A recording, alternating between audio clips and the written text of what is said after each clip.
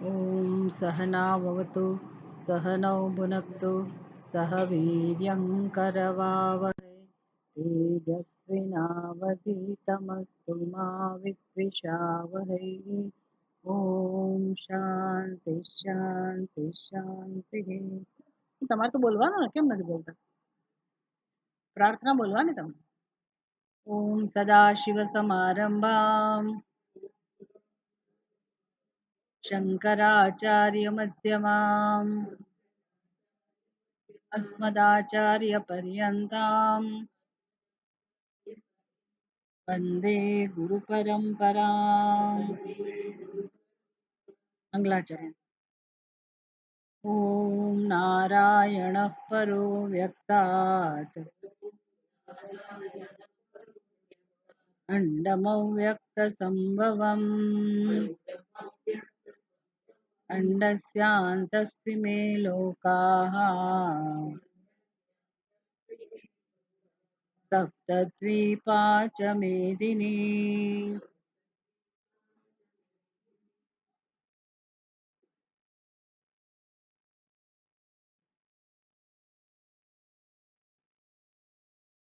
ભગવદ્ ગીતા 18મો અધ્યાય।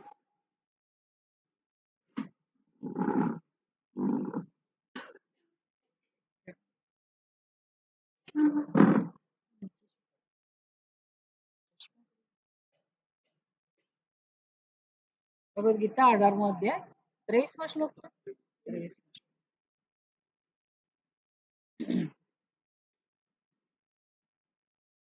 नियतं सङ्गरहितम् अरागद्वेषतः कृतम् अफलप्रेप्सुना कर्म यत्तत् सात्विकमुच्यते।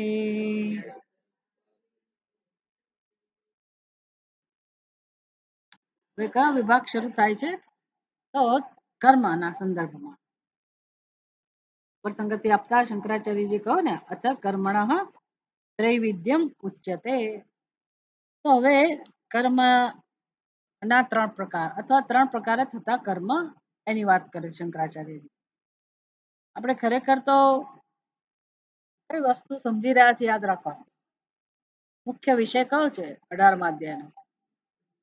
તો મુખ્ય વિષય જે ભગવદ્ ગીતાનો છે એ જ 18મા અધ્યાયનો વિષય છે।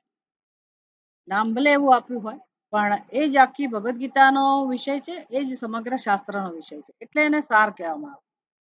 18મા અધ્યાયને સમગ્ર ભગવદ્ ગીતાનો આપણે સાર કહીએ। શંકરાચાર્યએ સમજાવ્યું કે સમગ્ર ભગવદ્ ગીતામાં ભગવાનનો જે ઉપદેશ છે એ 18મા અધ્યાયમાં આપણને પ્રાપ્ત થાય છે। 18મા અધ્યાયમાં એનો ઉપસંહાર થઈ રહ્યો છે સમગ્ર ઉપદેશનો।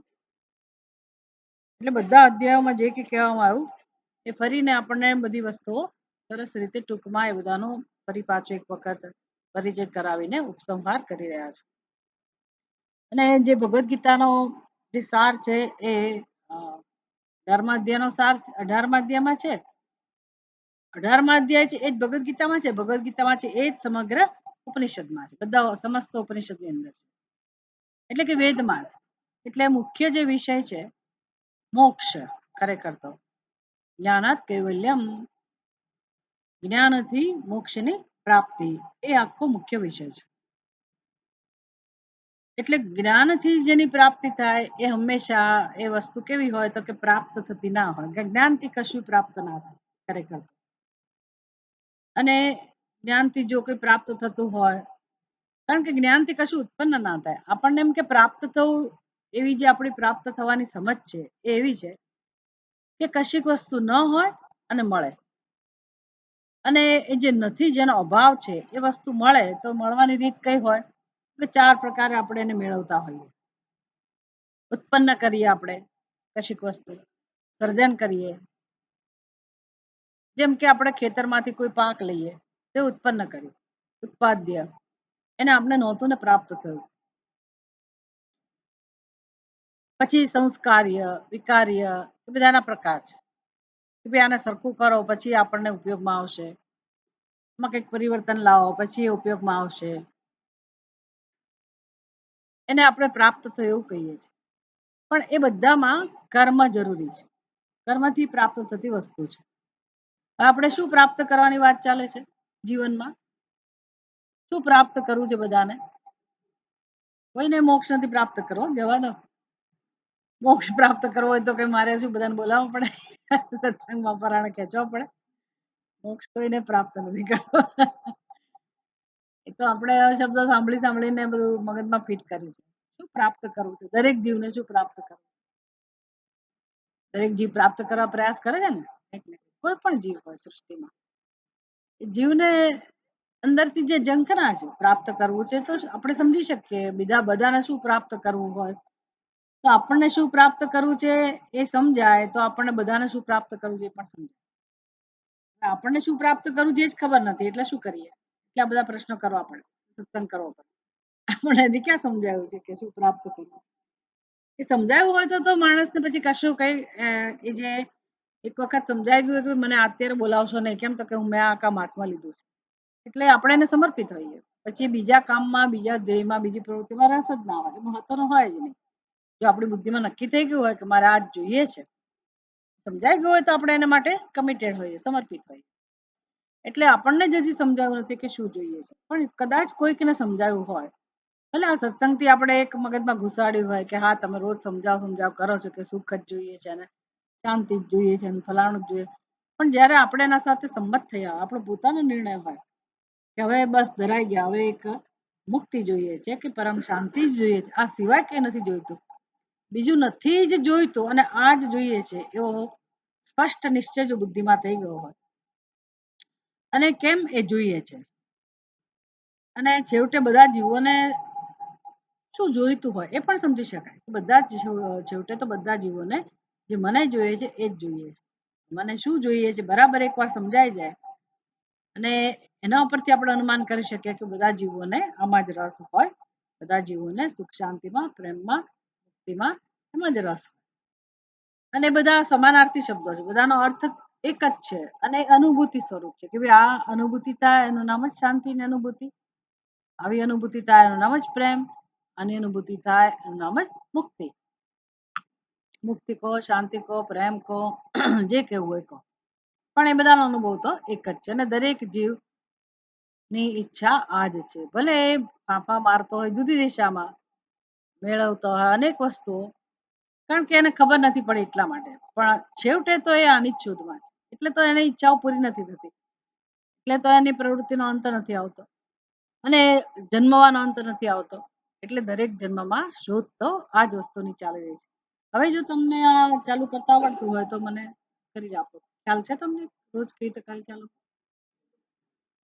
આપણે પોતે પોતાનું લાવીએ છીએ ને એ આમાં છે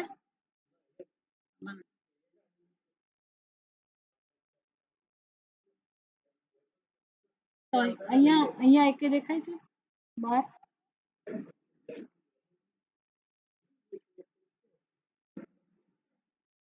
અવાજ થોડો નાનો પડે છે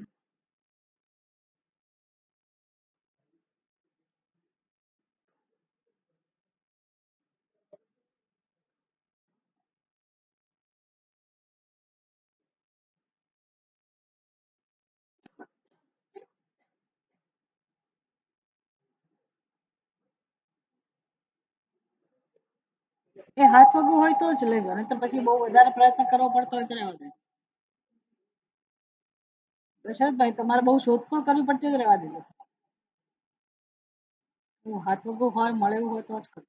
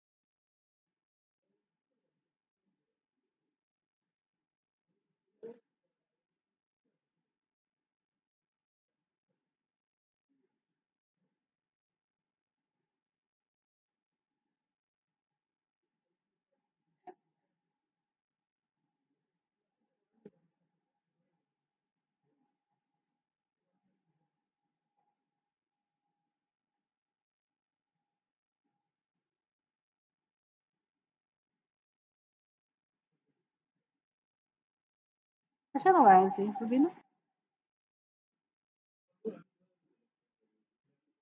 ના અહીંયા પડ્યું છે માઇક નથી. શું પડ્યું છે અહીંયા?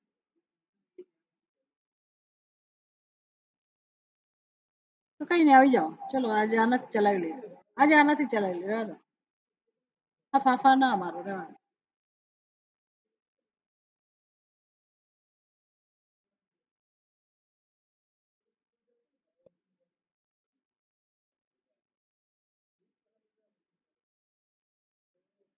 એમાં બધા ફંક્શન હતા ને એટલે બધું ડિસ્ટર્બ થઈ ગયો છે. રહેવા દો પછી કરાવી લઈશું.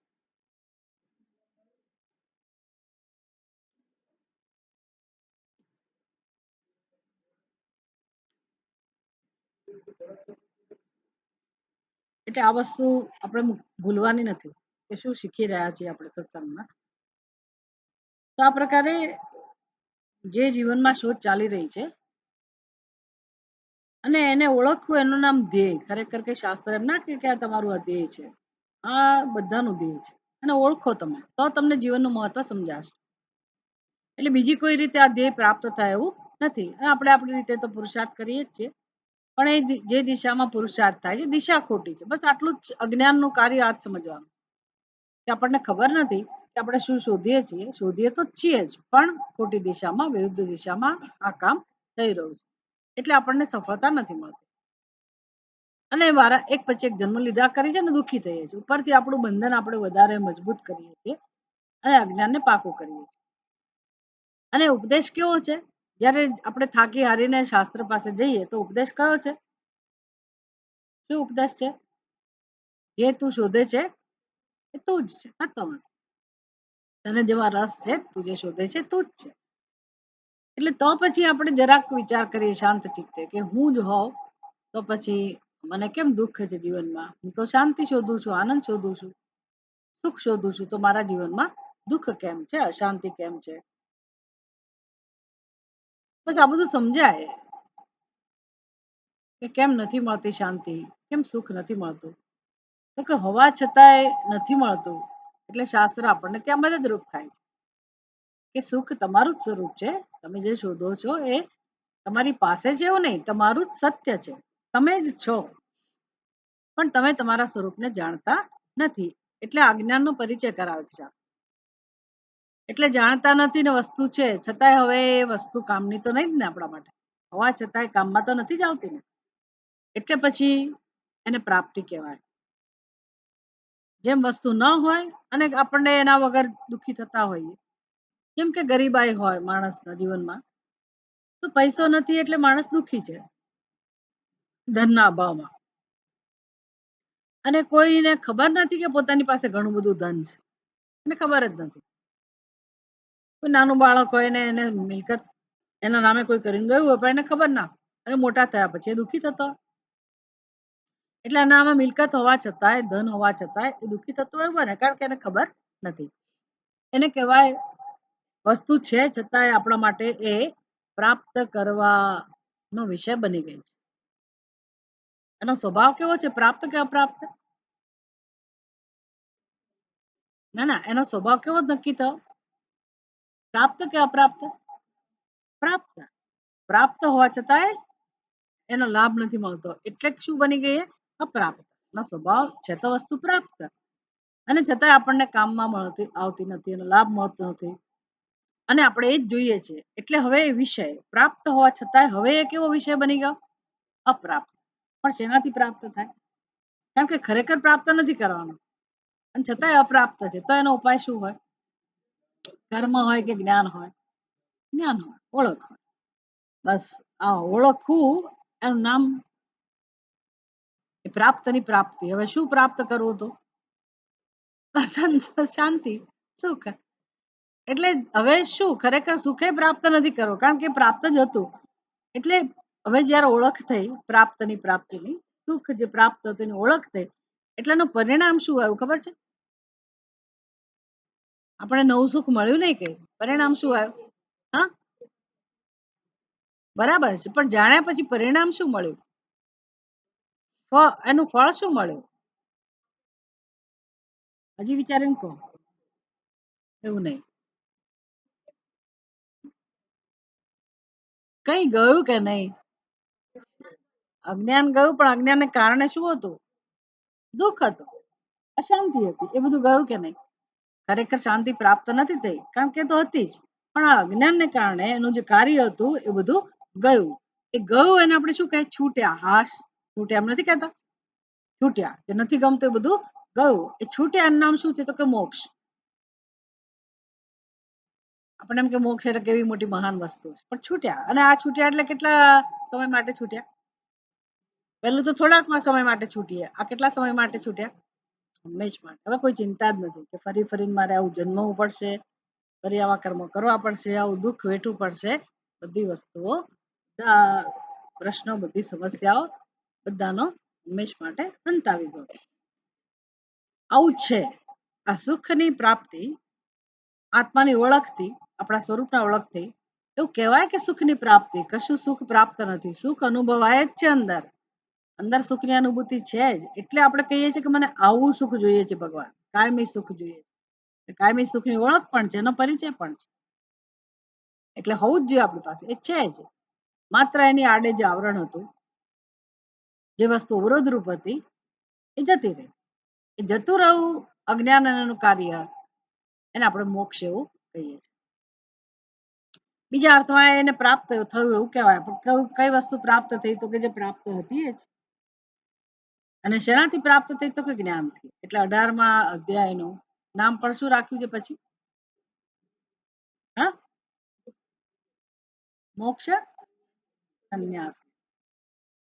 મોક્ષ સંન્યાસ કે કર્મ સંન્યાસ? એનું નામ શું છે 18મા અધ્યાયનું?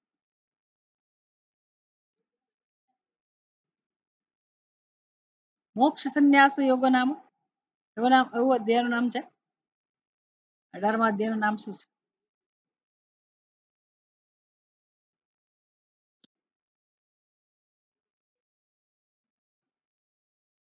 છેલ્લે લખ્યું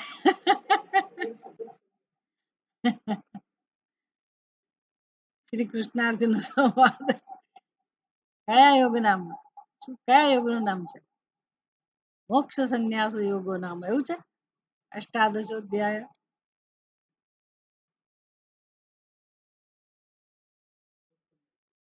મોક્ષ સંન્યાસ એટલે સંન્યાસ, છૂટી ગયું બધું. એનાથી શું મળ્યું? મોક્ષ. મોક્ષ એટલે શું? તો કે બધો સંન્યાસ થઈ ગયો. પણ એ શેનાથી થયો સંન્યાસ? જ્ઞાનથી. જ્ઞાનથી. એટલે એને આપણે પછી આ જ્ઞાન, જ્યારે આત્માનું જ્ઞાન થયું, એના પરિણામમાં શું બન્યું? તો કે સર્વ કર્મ સંન્યાસ. બધા પ્રકારના કર્મોની જફામાંથી આપણે મુક્ત થયા. ખરેખર કર્તૃત્વમાંથી મુક્ત થયા. કર્તૃત્વ જે આપણા ઉપર અધ્યારોપ હતો, માંથી આપણે મુક્ત થયા. એટલે અર્જુનને જાણવું છે કે આ સંન્યાસનું તત્વ શું છે, એ ભગવાન સમજાવી રહ્યા.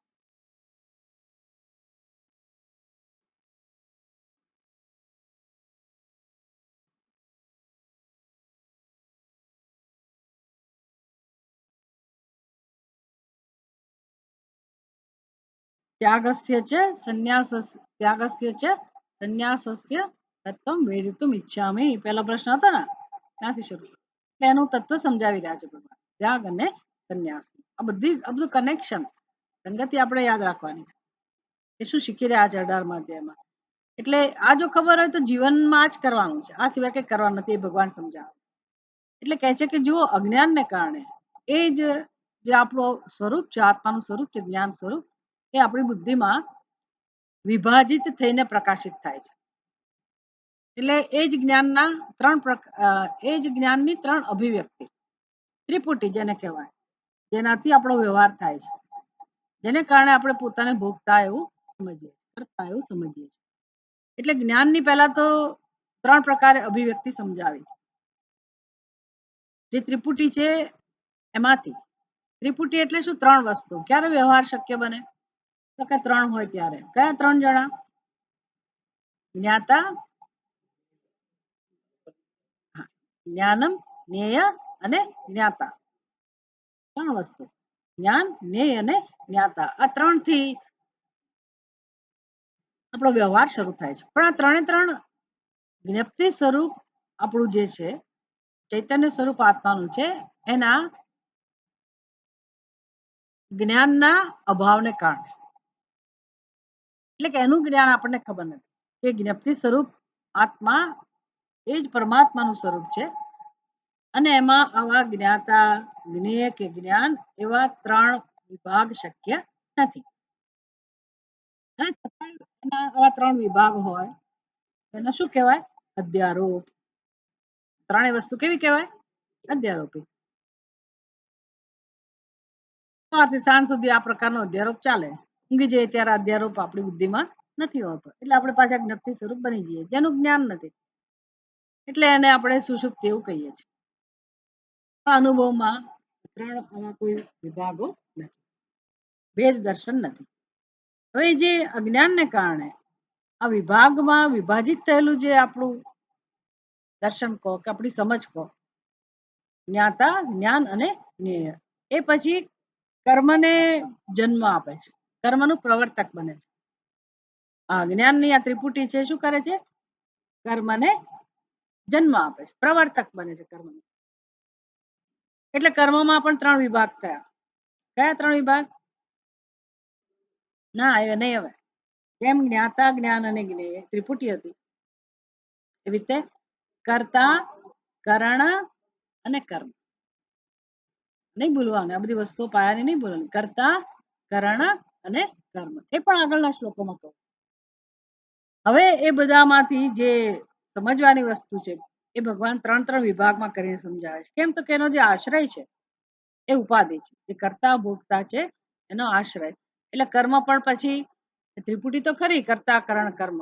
પણ એ જે કર્તૃત્વ, કર્તા જે છે એના 3 વિભાગ થયા. કર્મના પણ 3 વિભાગ થયા શરીરના આધારે. એટલે કાયિક કર્મ, વાચિક કર્મ અને માનસ કર્મ.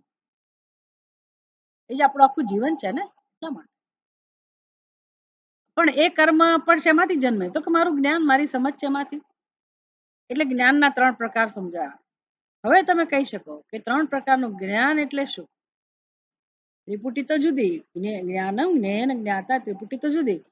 3 પ્રકારનું જ્ઞાન એ હવે આપણે સમજવું પડે.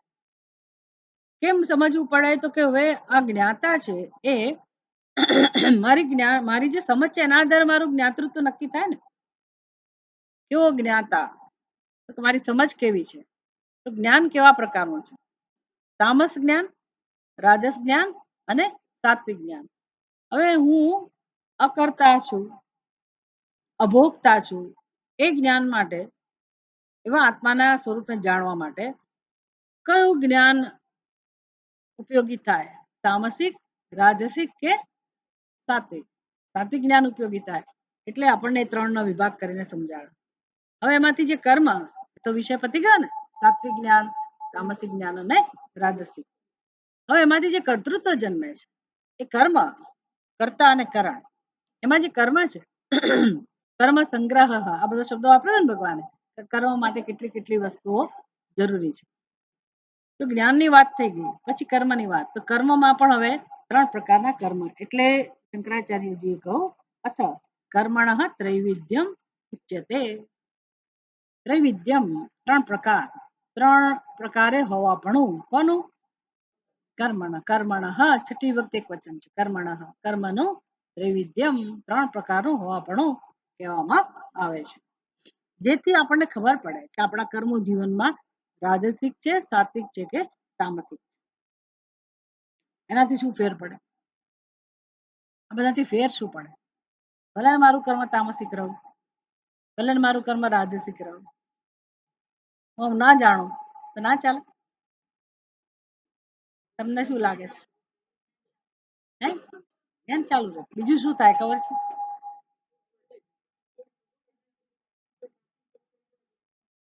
તો આગળ જવાય. નહીતર જો આ જાણીએ નહીં તો આપણી સમજ જે છે એમાં પરિવર્તન ના આવે. એમાંથી જે કર્મ જન્મે છે એમાં પરિવર્તન ના આવે. એટલે તામસિક કર્મ આપણું ચાલુ રહે, રાજસિક કર્મ પણ આપણું ચાલુ રહે. એટલે બંધન અને દુઃખ વધતા જાય. હા, ચાલુ ને, વધતા જાય. પછી આ તક જતી રહે. આ બધું કયા જન્મમાં થાય? મનુષ્યને.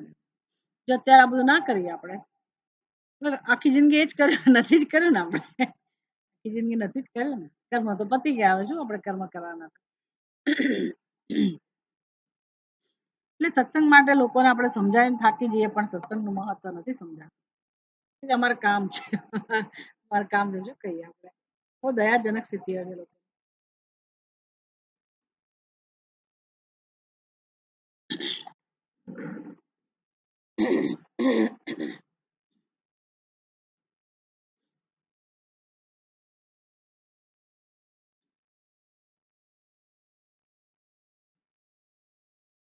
તો હવે આપણને સાત્વિક કર્મની સમજ આપે છે.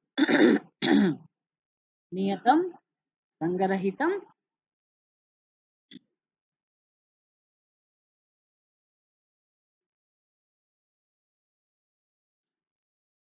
અરાગદ્વેષતઃ કૃતમ, અફલ પ્રેપ્સુના કર્મ યત તत् સાત્વિકમ ઉચ્યતે. સાત્વિક કર્મ કોને કહેવાય? આટલા વિશેષણો યાદ રાખવાના સાત્વિક કર્મ. એક તો નિયતમ, એનું કર્મનું વિશેષણ થયું નિયતમ કર્મ. પછી સંગરહિતમ કર્મ, અરાગ દ્વેષ તહ કૃતમ. પછી કયું કર્મ? ના ના, અરાગ દ્વેષ તહ કૃતમ. કૃતમ એટલે કરે, જે કરવામાં આવ્યું છે. પણ કેવી રીતે કરવામાં આવ્યું છે? અરાગ દ્વેષતઃ. રાગ દ્વેષતઃ કૃતમ એટલે શું? રાગ અને દ્વેષથી કરેલું કર્મ. એ વળી કેવું કર્મ હશે? રાગ અને દ્વેષ પૂર્વકનું કર્મ એટલે કેવું કર્મ હશે? ફળની વાત નથી, હજી તો હું કર્મની વાત. રાગ અને દ્વેષ થી પ્રેરણા થતું કર્મ એટલે કેવું કર્મ હોય? તમને ખબર છે રાગ અને દ્વેષ થી થતું કર્મ એટલે કેવું કર્મ? મને ગમે ને એ રીતે હું કર્મ કરું. એટલે હવે અમુક વ્યક્તિ માટે મારે નથી કરવું, એટલે હું એ કર્મ એવી રીતે કરું કે મારા કર્મનો લાભ એને ન મળે. આપણે એવું કરીએ ને, આના માટે તો હું નહીં જ કરું, આ વ્યક્તિને ધ્યાનમાં રાખીને ધ્યાનમાં નહીં લઉં. એટલે મારી ઈચ્છા એવી છે કે મારે એને મદદ નથી કરવી. એના કારણો જે હોય તે, મને એ વ્યક્તિ માટે દ્વેષ હોય, ખરો ને, એટલે એના માટે ન કહું. પણ એ મારી કામના થઈ ગઈ ને કે મારે આ રીતે કરવું છે. અને મને જેના માટે લાગણી છે કે જેના માટે મારે કરવું છે, તો મારા પોતાના જ માટે કરવું છે, હું એને જ ધ્યાનમાં રાખીને કરું, તો એને શું કહેવાય? રાગપૂર્વક કરેલું કામ. અને પેલું દ્વેષપૂર્વક. બસ આવું આપણું જીવન હોય. કોના જીવનમાં આવું નથી? શરત આવું જ ચાલે છે ને. એને કે રાગ અને દ્વેષને ધ્યાનમાં રાખીને થયેલું કર્મ. આ બધા કર્મના વિશેષણ છે. નિયતમ ના એટલે આપણે પહેલા શું સમજ્યા? રાગ અને દ્વેષથી થતું કર્મ. અહીંયા કયા કર્મનું વિશેષણ છે? કયો શબ્દ છે? એવું નહીં, હા, અરાગ દ્વેષ. એ ખાસ યાદ રાખવાનું. પહેલું નિયતમ, પછી બીજું સંગરહિતમ, ત્રીજું વિશેષણ કયું છે? અરાગ દ્વેષ. લખ્યું છે રાગ, ક્યાં લખ્યું છે? ક્યાં લખ્યું છે? રહિતમ નહીં, રહિતમ ક્યાં શબ્દ છે? ના ના ના ના, શ્લોકમાં સંગરહિતમ એવું નહીં, એ તો આખો જુદો શબ્દ છે. સંગરહિતમ એક આખું જુદું વિશેષણ છે. આપણે જે હમણાં સમજ્યા, મેં સમજાવ્યું રાગ દ્વેષ તહ કૃતમ કર્મ સમજાવ્યું ને. રાગ દ્વેષ તહ કૃતમ એટલે કેવું કર્મ? રાગ અને દ્વેષ પૂર્વક થતું કર્મ. પણ અહીંયા તો જુદો શબ્દ છે. મેં તમે જવાબ તો આપ્યો અરાગ દ્વેષ તહ, કોઈક બોલ્યું એટલે મેં કહ્યું કે હા તમને ખબર છે, પણ અમે લખ્યું છે ક્યાં? એટલે તમે તમારે આ સંધિ સંધિ કહો કે જે કે સંસ્કૃતમાં આવે તો પદચ્છેદ કરવો પડે. બંને પદ ભેગા છે, બે શબ્દો ભેગા છે. પહેલો શબ્દ કયો છે? સંગ રહિતમ. તો રહિતમમાં મ કેવો હોય? અડધો ખડો હોય. સંગ રહિતમ એ શબ્દ તમે આ બાજુ લઈ લો એટલે પછી કયો શબ્દ વધે? અરાગ દ્વેષત. પછી રાગ દ્વેષત ભલે વંચાતું હોય પણ મૂળ શબ્દ કયો બને? અરાગ દ્વેષત. બધા કર્મના વિશેષણો થયા. 3 વિશેષણ છે ભાષ્યકાર સમજાવશે. આ તો ખાલી આપણે અત્યારે અન્વય કરીએ છીએ, પદચ્છેદ કરીએ છીએ અને એનું ભાષાંતર કરીએ. કયા કર્મની વ્યાખ્યા છે? સાત્વિકમ કર્મ. સાત્વિકમ કર્મ ઉચ્યતે, અને સાત્વિક કર્મ કહેવાય. સાત્વિકમ ઉચ્યતે તત સાત્વિકમ ઉચ્યતે. તત એટલે એને સાત્વિક કર્મ કહેવાય. તત એટલે હવે યત જોઈએ. યત એટલે કયું કર્મ? તો કે જે આવું છે. આવું છે એટલે કેવું છે? એટલે પહેલેથી શરૂ કરવાનું. પહેલું વિશેષણ. બધાની સાથે કર્મ શબ્દ જોડવાનો. નિયતમ કર્મ, પછી સંગરહિતમ કર્મ. હા ને, આ બધા કર્મના વિશેષણ. નિયતમ કર્મ, સંગ્રહિતમ કર્મ. સંગ્રહિતમ એટલે પણ એ કર્તૃત્વ ને મહત્વ આપ્યા વગરનું કર્મ, એ સમજાવશે ભાષ્યકાર. પણ અત્યારે આપણે એનું વિશેષણ સમજીએ. નિયતમ કર્મ, બીજું વિશેષણ કયું? સંગરહિતમ. ત્રીજું વિશેષણ અરાગ દ્વેષતઃ કૃતમ, એ રાખવાનું. અરાગ દ્વેષતઃ કૃતમ, પાંચમી વિભક્તિ છે. અરાગ દ્વેષતઃ, એમાંથી જન્મેલો. જો પહેલા મેં તમને સમજાવ્યું, એ સમજાવ્યું એમાં શું કહું તું? રાગ દ્વેષતઃ કૃતમ એટલે રાગમાંથી જન્મેલું કર્મ અને દ્વેષમાંથી જન્મેલું કર્મ. પણ અહીંયા એનું વિરોધી શબ્દ છે ને, એટલે પહેલા એનો મૂળ શબ્દ સમજવો પડે ને, કે રાગ દ્વેષમાંથી જન્મેલું નહીં એવું કર્મ કેવું? સાત્વિક કર્મ. એટલે એને સંસ્કૃતમાં શું કહેવાય પછી? અરાગ દ્વેષતા. એટલે અરાગ અને અદ્વેષ. અરાગતઃ કૃતમ, અદ્વેષતઃ કૃતમ કર્મ. એને કહેવાય અરાગ દ્વેષતઃ કૃતમ કર્મ. કૃતમ એટલે કરેલું, આને કારણે કરેલું કર્મ. ત્રણ વિશેષણ થયા. ચોથું વિશેષણ કયું? અફલ પ્રેપ્સુના કર્મ. એટલે કોણ કરે છે અને કેવી રીતે કરે છે. આ ત્રીજી વખત એક વચન. અફલ પ્રેપ્સુના એટલે પ્રેપ્સુના, પ્રેપ્સુ એટલે કોઈ વ્યક્તિ છે, અને પ્રેપ્સુના એટલે એના વડે થતું કર્મ. પ્રેપ્સુ એટલે ઈચ્છુક, ઈચ્છુક, અને એના વડે થતું. પ્રેપ્સુના એના વડે થયેલું કર્મ. તો આ કેવું વ્યક્તિ છે? શેની ઈચ્છા છે એને? ફલ પ્રેપ્સુના એટલે ફળની ઈચ્છાથી. જ્યારે અહીંયા કયો શબ્દ છે? અફલ પ્રેપ્સુના એટલે એને ફળની અપેક્ષા નથી. એટલે આવી વ્યક્તિ વડે થયેલું કર્મ. આ રીતે ફળની ઈચ્છા વગર થયેલું કર્મ. આટલા વિશેષણો થયા કર્મના. પહેલું નિયતમ, બીજું સંગ્રહિતમ, ત્રીજું અરાગ દ્વેષત કૃતમ કર્મ, ચોથું અફલ પ્રેપ્સુના કર્મ કૃતમ કર્મ. અફલ પ્રેપ્સુના કૃતમ, કૃતમ શબ્દ અહીંયા પણ જોડવાનો. અફલ પ્રેપ્સુના કૃતમ, આવી વ્યક્તિ વડે થયેલું કર્મ. આ રીતે થયેલું કર્મ. આ રીતે એટલે કઈ રીતે? એના માટે કયો શબ્દ છે? અરાગ દ્વેષતા. અને કોના વડે? આ વ્યક્તિ વડે. તો કઈ વ્યક્તિ? અફલ પ્રેપ્સુના. વ્યક્તિ વિશેષણ થયું ને. અફલ પ્રેપ્સુના, આવી વ્યક્તિ વડે થયેલું કર્મ કે જેના મનમાં ફળની અપેક્ષા નથી. કેવી રીતે થયું કર્મ? અરાગ દ્વેષ કૃતમ એટલે આ રીતે થયેલું કર્મ. આ વ્યક્તિ વડે થયેલું કર્મ, આ રીતે થયેલું કર્મ. અને હવે કેવું કર્મ? નિયતમ કર્મ, અને કઈ રીતે? સંગ્રહિતમ. સંગ્રહિતમ કર્મ. આવું જે કર્મ છે, આટલા વિશેષણો થયા કર્મના. બધા કર્મના વિશેષણો કહેવાય. બધા કર્મને આવી રીતે જે કર્મ છે, આ પ્રકારનું જે કર્મ છે, યત તત સાત્વિકમ ઉચ્યતે, અને સાત્વિક કર્મ. તો આપણે આપણા કર્મો તપાસવાના કે આપણા કર્મો કેવા હોય છે. તો ધીરે ધીરે આપણને ખબર પડી ગઈ કે આને સાત્વિક કર્મ કહેવાય. એટલે આપણે એને એ પ્રકારે આ સમજ પ્રમાણે આપણા કર્મને બનાવવાના. નિયતમ નિત્યમ. ચાલો ચાલો, એક વિશેષણ તો બહુ સહેલું પતી ગયું. નિયતમ એટલે શું? એનો અર્થ શું કરે શંકરાચાર્યજી? નિયતમ એટલે નિત્યમ, એટલે રોજ કરવાનું કર્મ. પછી આજે મૂડ નહોતો, જવા દો ને, આજે સમય નહોતો, આજે આમ થયું, એવું ના ચાલે. એને આપણે સાત્વિક કર્મ કહેતા નથી. નિત્ય. એમ ભોજન નિત્ય કરીએ જ છીએ ને, બીજું બધું કરીએ જ છે ને, એમ નિત્ય કર્મ એટલે આપણા રોજના પૂજા પાઠને આપણે કેવા કર્મ કહીએ છીએ? નિત્ય કર્મ. નિત્ય કર્મ એટલે રોજ નિત્ય કર્મ. નિત્ય શબ્દથી કઈ વસ્તુ સમજવાની છે? જે કર્મ નિયમ પ્રમાણે થવું જોઈએ, નિત્ય થવું જોઈએ. એટલે એ એક સરખું એક રીતે નિયમિત રીતે થતું કર્મ એ મહત્વનું કર્મ છે. સંગરહિતમ.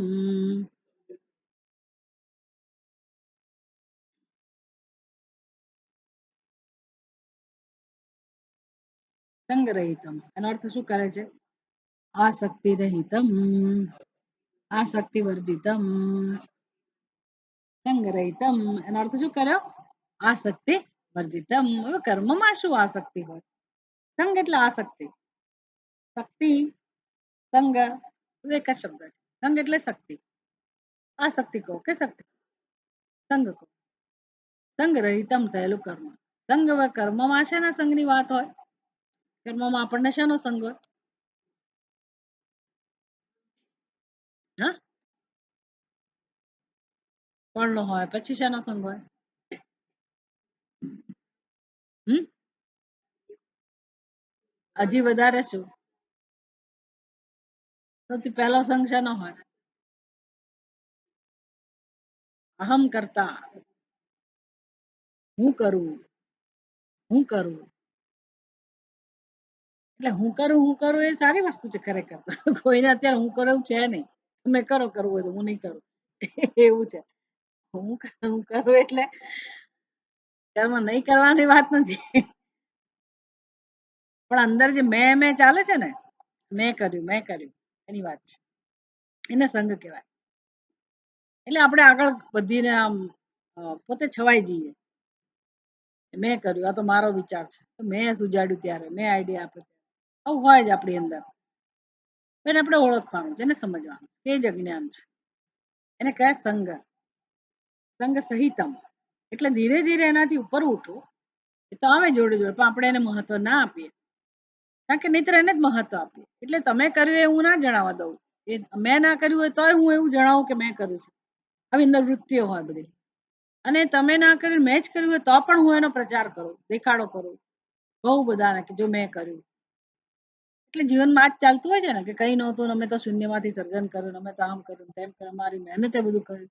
બધી વસ્તુઓ સરસ છે, પણ આપણી નમ્રતા કઈ હોવી જોઈએ? ભગવાને કરાયું અને આપણે કરી શક્યા. એટલે આ બધી વ્યવસ્થા છે અને આપણે કરી શકીએ. આમ જે નર્યો સંઘ છે કર્તૃત્વનો, ભોક્તૃત્વનો, એને કહે સંઘ. આસક્તિ, આસક્તિ રહિતમ એટલે કર્મફળનો ત્યાગનું મહત્વ છે. તમે ધીરે ધીરે કર્મફળના ત્યાગમાં આપણે શું કરવાના હતા? આસક્તિનો ત્યાગ કરી શકીએ, બીજું શું કરી શકીએ? એટલે એના વર્જિતમ, આસક્તિ વર્જિતમ એને કહે સંગ રહિતમ. અરાગ દ્વેષતઃ કૃતમ. આખો સંભળાવવો જોઈએ. અરાગ દ્વેષતઃ કૃતમ. રાગ પ્રયુક્તેન, દ્વેષ પ્રયુક્તેન કૃતમ. રાગ દ્વેષતઃ કૃતમ. હવે આપણને સમજાવે છે કયો શબ્દ? મુખ્ય શબ્દ યાદ રાખવાનો. અરાગ દ્વેષતઃ કૃતમ એ શબ્દ સમજાવે શંકરાચાર્ય. એ સમજવા માટે પહેલા શું કરવું પડે? રાગ દ્વેષ પૂર્વકનું કર્મ સમજવું પડે. પછી અરાગ દ્વેષ સમજી શકાય. એટલે પહેલા એમણે એ સમજાવ્યું. રાગ પ્રયુક્તેન, રાગ પ્રયુક્તેન, પ્રયુક્તેન એટલે એની સાથે જોડાયેલું, એનાથી પ્રેરાયેલું. એનાથી પ્રેરાયેલું? રાગથી. એને કે રાગ પ્રયુક્તેન, રાગ પૂર્વક અથવા જેમાં રાગ રહેલો છે, રાગ જોડાયેલો છે એવું કર્મ. રાગ પ્રયુક્તેન. રાગ તો કઈ કર્મમાં નથી. રાગ કોનામાં છે? રાગ ક્યાં છે? હા, આપણામાં, આપણા હૃદયમાં, આપણી બુદ્ધિમાં, આપણા સ્વભાવમાં. હવે આપણા સ્વભાવમાં છે, એ કર્મમાં કેવી રીતે આવે? કર્મ તો બહાર થાય છે. કર્મ તો નિર્દોષ છે. પણ હું જો મારી સમજ પ્રમાણે, મારા ભાવ પ્રમાણે એ કર્મ કરું, મારા મનમાં, મારી બુદ્ધિમાં જે કે રાગ હોય એ કર્મમાં પ્રયુક્ત થાય કે નહીં? પ્રગટ થાય કે નહીં? જો હું ધ્યાન ના રાખું, પણ કર્મને જે રીતે કરવું જોઈએ એ રીતે ના કરીએ, તટસ્થ રીતે ના કરીએ, ફરજની ભાવનાથી ના કરીએ, તો સ્વાભાવિક જ છે. જો એનાથી સાવધાન ના હોઈએ, સાવધાની ના રાખીએ, તો આપણું કર્મ કેવી રીતે થાય?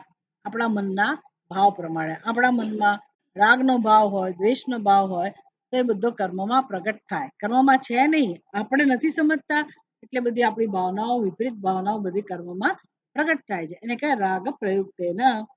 પછી બીજું કયો ભાવ છે? દ્વેષ.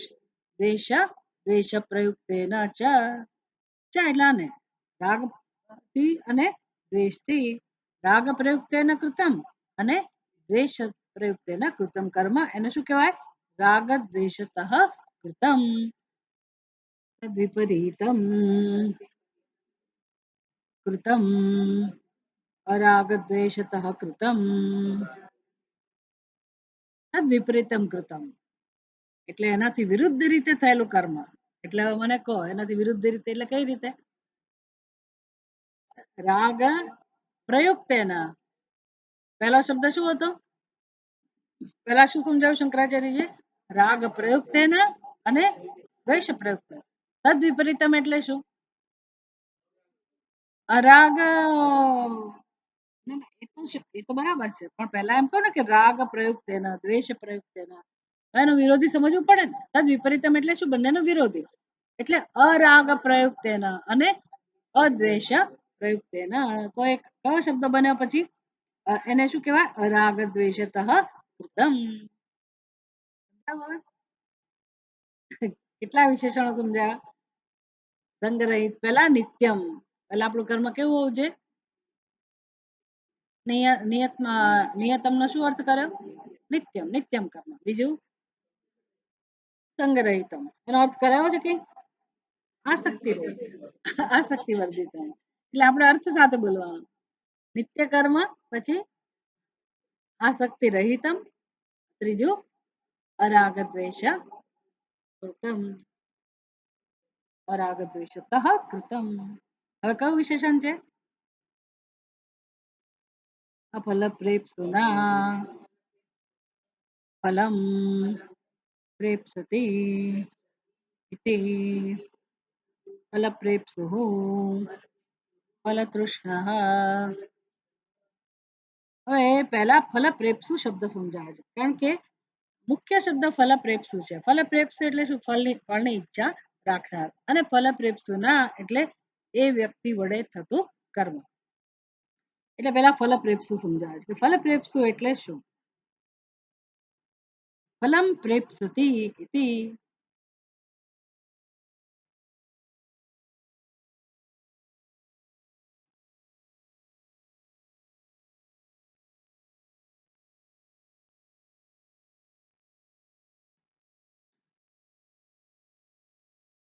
ફલપ્રેપ્સુ. ફલપ્રેપ્સુ એટલે જે કર્મના ફળની ઈચ્છા રાખે છે. ફલમ પ્રેપ્સતિ. ફલમ પ્રેપ્સતિ એટલે હું કયા બીજા ઝાડ ઉપર લાગેલા ફળને ઈચ્છતી નથી. શેને ફળની ઈચ્છા છે? કયા ફળની ઈચ્છા છે? તમે કરેલા કર્મના ફળની ઈચ્છા નથી. મને મેં જે કર્મ કર્યા હોય એટલે હું આ કર્તૃત્વ બુદ્ધિ જે કર્મ કરું છું અને એનું જે ફળ એ ફળની ઈચ્છા.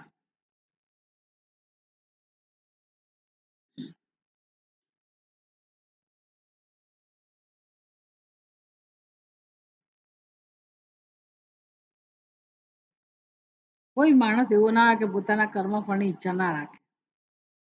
એટલે કે છે ફલ પ્રેપ્સુના અર્થાત ફલમ પ્રેપ્સતિ જે કરતા પોતાના ફળની ઈચ્છા રાખે છે એને શું કહેવાય? ફલ પ્રેપ્સુઃ ફળનો ઈચ્છુક. ફળની ઈચ્છાથી બધા કર્મ કરતા ફળનો ઈચ્છુક. એટલે કયો શબ્દ વાપરો એના માટે? ફલ નહીં ફલ તૃષ્ણ. શેની તૃષ્ણા? તૃષ્ણા એટલે કહે છે ને જે ઈચ્છા એટલે ફલ તૃષ્ણ. ફલ પ્રેપ્સુ અર્થાત ફલ તૃષ્ણા. તદ વિપરીતેન અફલ પ્રેપ્સુના કર્ત્રા કૃતમ કર્મ યત તત સાત્વિકમ ઉચ્યતે.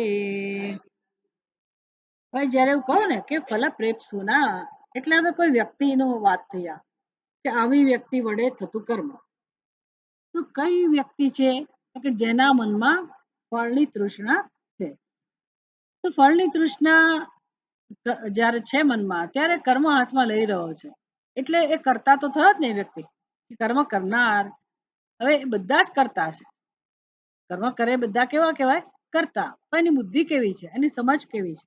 તો કે જે કર્તાની બુદ્ધિમાં ફળની ઈચ્છા છે એ કરતા કેવો થયો ફલ પ્રેપ્સુહુ.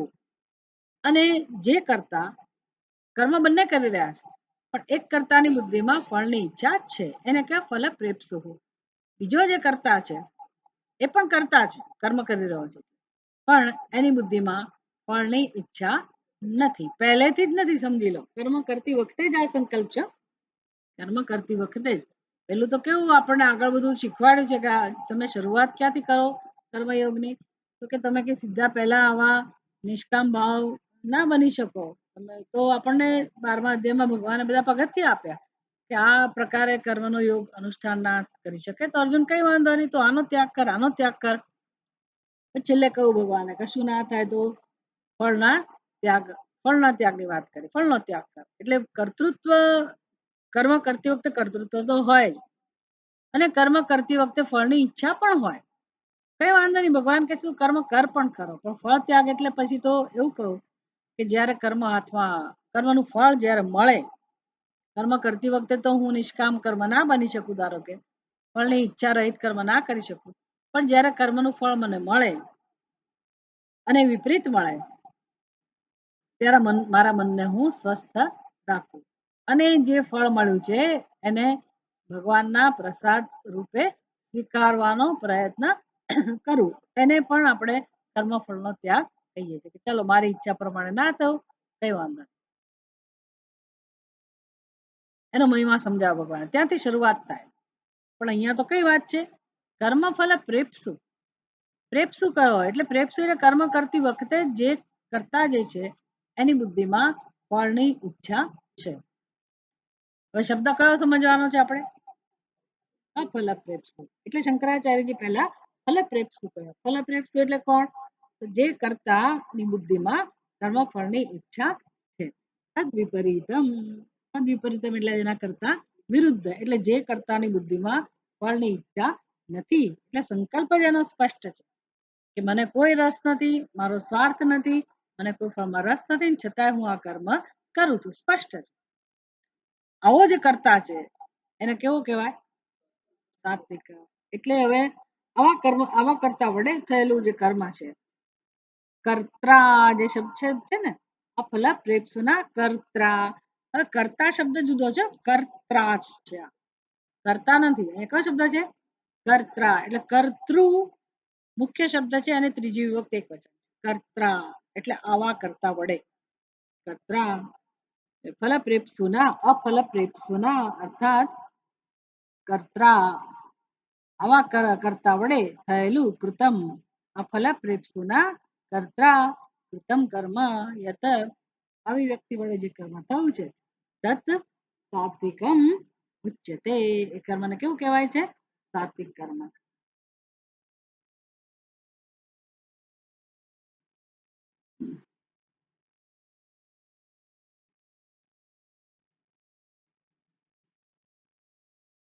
યત્તુ કામેપ્સુના કર્મ સાહંકારેણ વા પુનઃ ક્રિયતે બહુલાયાસમ તદ્રાજસમુદાહૃતમ.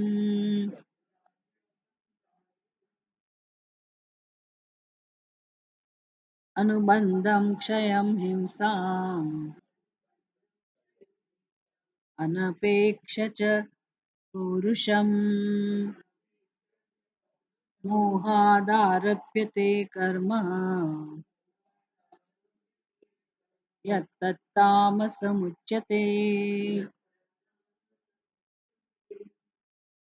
આવતી વખતે કરીશું આપણે. મને તો વાંધો નથી, હું તો અહીંયા જ છું, મારે ક્યાંય જવાનું નથી. તમારે લોકોને જવાનું.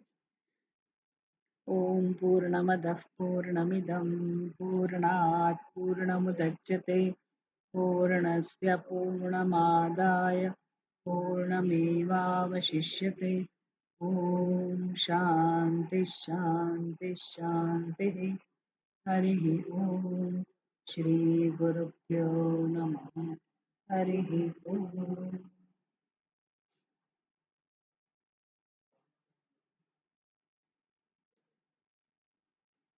એ તો 6:30 માં આવતીકાલે આપણો ઓનલાઈન ક્લાસ.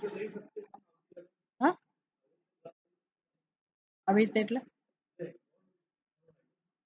હા ઓનલાઈન લઈશું.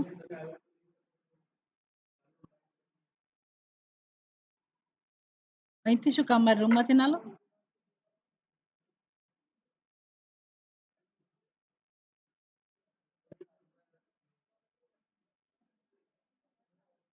કોકિલાબેન તમે અહીંયા આવો ને જરા.